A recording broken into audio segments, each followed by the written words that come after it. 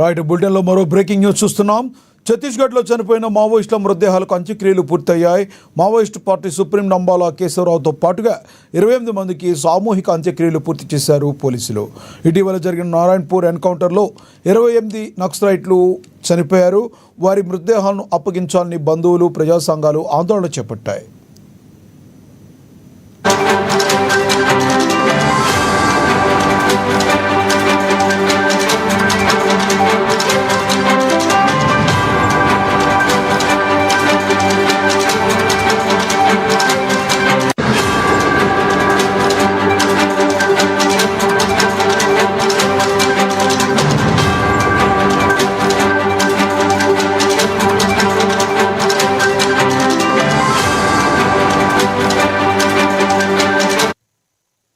ఛత్తీస్గఢ్లో చనిపోయిన మావోయిస్టుల మృతదేహాలకు అంత్యక్రియలు పూర్తయ్యాయి.